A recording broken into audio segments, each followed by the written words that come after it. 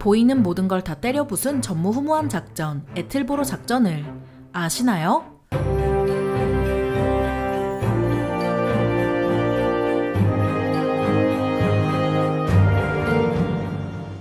안녕하세요. 지식 스토리입니다. 이번에는 베트남전에서 가장 많은 병력이 동원된 선멸전인 애틀보로 작전에 대해 알아볼 텐데요. 먼저 작전명인 애틀보로는 매사추세츠주의 지명으로 미 육군 제196 경보병 여단이 창설된 곳입니다. 제196 경보병 여단이 뭐하는 애들이냐고요? 바로 오늘의 주인공인 애틀보로 작전의 문을 연 부대입니다. 때는 1966년 8월 14일 제196 경보병 여단, 줄여서 196여단은 베트남에 도착해 제25 보병사단의 지휘를 받게 되는데요. 하지만 얼마 지나지 않아서 에드워드 H. 드소쉬르 소장이 196여단을 지휘하게 됩니다. 포병부대 출신인 드소쉬르는 15개월간 베트남에 있었던 베테랑이었지만 문제는 보병부대를 지휘한 경험이 없다는 거였죠. 이런 드소쉬르가 지휘하는 196여단이 맡은 임무는 떠인인의 주둔지를 세우고 그 일대의 베트콩을 섬멸하는 것이었는데요. 그렇게 1966년 9월 14일부터 시작된 애틀보로 작전은 정글에서 바늘찾기를 하는 것처럼 성과를 할 게 없이 지지부진했습니다. 그러던 중 제25 보병사단이 떠인인 남동쪽으로 약 30km 떨어진 곳에서 베트콩의 쌀 창고를 발견하면서 애틀보로 작전은 시동이 걸리게 되는데요. 10월 19일이 되자 드소쉬르는 한 개 대대를 동원해 평지부터 울창한 정글에 이르기까지 다양한 지역을 샅샅이 뒤지기 시작했습니다. 그렇게 4일이 지나자 엄청나게 많은 쌀이 쌓여있는 창고를 시작으로 베트콩의 물자가 속속 발견되기 시작했는데요. 베트콩의 물자가 발견된 곳으로 지휘소를 옮긴 드소쉬르는 상급부대의 수색 선멸 작전을 펼쳐야 한다고 주장했고 상급부대는 그의 주장을 받아들이죠. 그렇게 애틀보로 작전은 10월 30일자로 대대작전에서 여단 작전으로 승격됩니다. 규모가 커진 애틀보로 작전은 베트콩의 쌀을 총 845톤이나 찾아냈지만 치누크 헬기를 동원해도 3일 동안 겨우 120톤밖에 옮기지 못했는데요. 이러던 중 192여단은 베트콩의 보급을 담당하는 부대의 문서를 입수하게 됩니다. 그 내용은 베트콩이 반격을 준비한다는 것이었는데요. 11월 1일이 되자 드소쉬르는 쌀을 하루만 더 옮기고 옮기지 못한 건 전부 불태워버린 다음 이동하라고 명령합니다. 다음 날이 되자 미군은 헬기로 일대를 수색했고 베트콩이 쓰는 길은 여러 발견했지만 정작 베트콩은커녕 물자조차 발견하지 못했는데요. 11월 3일 아침이 밝자 안절부절 못하던 드소쉬르는 2개 대대를 4개의 경로를 통해 정글로 보내서 직접 수색하기로 정합니다. 하지만 앞서 언급했던 대로 드소쉬르는 보병부대를 지휘해본 적이 없었고 이 때문에 정글 수색은 시작부터 삐걱거렸는데요. 적과 지형에 대한 정보조차 없는 탓에 지휘도 잘 안됐고 정글 속으로 들어간 2개 대대는 길까지 잃어버렸습니다. 정오 직전 규모를 알 수 없는 베트콩 부대의 기습으로 중대장을 비롯해 막대한 사상자가 발생하는데요. 베트콩은 미군을 기다리고 있었던 것이었죠. 총 4개 중대가 기습당한 곳으로 향했지만 상황을 바꾸지는 못했는데요. 기습당한 곳에서는 이미 지뢰, 부비트랩, 저격수 등 정글만큼 치명적인 베트콩들이 기다리고 있었습니다. 격렬한 교전으로 병사들은 지쳐갔고 드소쉬르는 난감했는데요. 그때 가이에스 멜로이 소장이 지휘하는 5개 중대가 딱 맞춰 등장합니다. 한숨 돌린 드소쉬르는 방어선을 형성하라는 명령을 내리고 계획을 세우기 시작했는데요. 미군이나 베트콩이나 서로의 존재를 알게 된 이상 충돌은 불가피했죠. 11월 4일 베트콩이 박격포 포격과 함께 공격해오자 미군은 혼란에 빠지고 말았는데요. 미군은 강력한 화력 지원 덕에 위기에서 벗어나긴 했지만 192여단은 통신망이 마비되는 피해를 보고 맙니다. 드소쉬르가 통신망을 복구하려는 사이 멜로이는 2개 중대로 정찰에 나서는데요. 1시간 먼저 떠난 중대가 베트콩 요새를 발견하자 멜로이는 지체하지 않고 공격하기로 정합니다. 하지만 잘 훈련된 베트콩의 저항은 거셌고 공격은 번번이 실패하고 말았는데요. 도리어 멜로이가 있는 곳까지 베트콩이 공격해오자 그는 포격 요청을 고민합니다. 하지만 베트콩과의 거리가 너무 가까워서 아군도 휘말릴 가능성이 컸기에 멜로이는 포격 없이 싸우기로 마음먹는데요. 4차례의 공격 내내 별다른 성과를 보지 못하고 멜로이가 적진에 고립되는 위기에 처하자 보다 못한 상급부대 장성들이 현장에 직접 찾아옵니다. 드소쉬르를 불러 브리핑을 요구한 장성들은 그가 애틀보로 작전을 제대로 지휘할 수 없다는 것만 깨닫고 공군기지로 돌아가는데요. 공군기지에 모인 장성들은 제1보병사단의 지휘관인 윌리엄 이 드퓨 소장에게 애틀보로 작전을 맡기기로 정합니다. 대규모 전투를 지휘한 경험이 있는 드퓨는 곧장 한 개 대대와 함께 수송기를 타고 와서 지휘소를 배치하고 전투를 준비하는데요. 11월 5일 전투를 개시한 드퓨는 3개 중대로 4시간의 교전을 벌인 끝에 적진에 고립된 멜로이를 구출해내는 데 성공합니다. 멜로이의 구출을 끝으로 3일간의 전투가 막을 내리자 애틀보로 작전의 규모는 더 커지게 되는데요. 11월 6일부터 11월 25일까지 제2야전군이 미군이 420 북서쪽 정글에 부대를 잇따라 투입하면서 에틀보로 작전은 대규모 선멸전이 됩니다. 드퓨는 그동안 에틀보로 작전이 죽을 순 원인을 곰곰이 생각하더니 정글배쉬라는 전법을 생각해내는데요. 그건 다름 아닌 가능한 적은 인원으로 적을 찾아 가능한 많은 화력을 퍼붓는다는 전법이었습니다. 1966년까지 베트남전은 수백 시간의 수색과 몇 분의 격렬한 교전이 반복되어 왔는데요. 이 점에 주목한 드퓨는 정글배쉬가 에틀보로 작전을 성공으로 이끌어줄 거라 믿었습니다. 정글배쉬는 시간이 오래 걸리는 전법이었지만 그만큼 보병부대는 적의 매복에 대비할 수 있었고 정글을 더 철저하게 수색할 수 있었죠. 그렇게 베트콩을 발견한 드퓨는 정글배쉬에 꽂힌 미군답게 미친 화력으로 베트콩을 섬멸할 계획을 세웁니다. 제2야전군으로부터의 지원은 물론 공군기지에서 폭격기, 전폭기까지 지원받은 드퓨는 공격할 타이밍만 재고 있었는데요. 그렇게 11월 6일 6시경이 되자 드퓨는 공격을 개시합니다. 포탄의 비가 일대를 휩쓴 후 헬기를 타고 온 세계대대는 별다른 저항 없이 무사히 착륙하는 데 성공하는데요. 해가 떨어지기 시작하자 세계대대는 베트콩과 접촉했지만 교전은 거의 이루어지지 않았습니다. 해가 떨어지기 직전 150명의 베트콩을 발견한 매복 순찰조는 곧바로 포격을 요청했고 아무것도 모르는 150명의 베트콩은 클레이모어와 함께 엄청난 포격을 얻어맞았죠. 이윽고 해가 떨어지자 포병과 전폭기가 적으로 의심되는 모든 걸 날려버렸습니다. 해가 슬금슬금 올라오자 각 부대는 이동하면서 부서진 베트콩의 요새를 여러 발견했고 이때까지 미군의 사상자는 24명 뿐이었습니다. 11월 8일 베트콩이 야간을 틈타 공격해왔지만 드소쉬르와 달리 드퓨는 잔뼈가 굵었고 베트콩을 별다른 피해 없이 격퇴하는 데 성공하는데요. 이 공격으로 드퓨는 북동쪽의 베트콩이 여전히 위협적이라고 확신합니다. 하지만 베트콩은 드퓨의 의도와 다르게 움직였는데요. 미군의 압도적인 화력을 경험한 베트콩은 전선에서 이탈하고 보급부대를 상실하는 등 상황이 좋지 않았습니다. 이에 베트콩 지휘관은 박격포 포격으로 미군을 괴롭히는 방향으로 노선을 트는데요. 이 때문에 미군은 박격포 포격을 받으면서도 베트콩의 위치를 찾지 못했죠. 그러던 11월 15일 드퓨의 제1보병사단은 베트콩을 발견했고 포탄의 비가 일대를 휩쓴 후 헬기로 병력을 투입합니다. 하지만 이 과정에서 베트콩의 반격으로 헬기 3기가 추락하기도 할 만큼 전투는 격렬했는데요. 가용할 수 있는 모든 화력을 퍼부은 미군은 정글에 가려져 있던 대규모 베트콩 기지를 발견했고 에틀보로 작전의 끝이 머지않았음을 직감하게 됩니다. 밤새도록 이어진 격렬한 교전 끝에 미군은 대규모 베트콩 기지로 들어가는 데 성공하는데요. 하지만 그곳에는 이미 시신과 잔해만 남아있었죠. 그렇게 에틀보로 작전은 끝났고 드퓨의 정글배쉬가 옳았다는 게 증명됐습니다. 미국 정보부에 따르면 에틀보로 작전으로 베트콩 1016명이 사망했다고 하는데요. 당사자인 북베트남은 이 수의 절반만 인정했지만 익명의 요원이 작성한 보고서에 따르면 베트콩 사망자가 2000명에 달한다고도 합니다.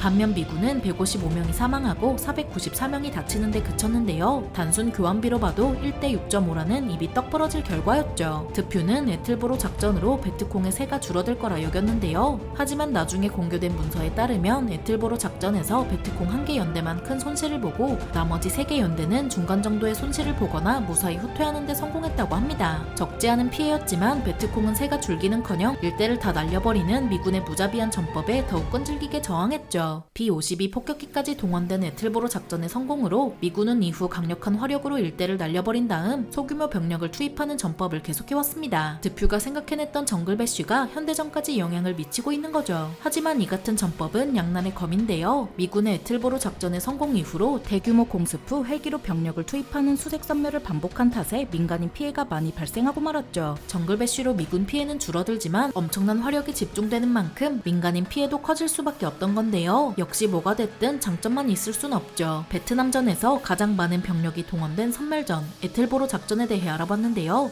영상이 유익하셨다면 구독과 좋아요 부탁드립니다. 감사합니다. 지식스토리였습니다.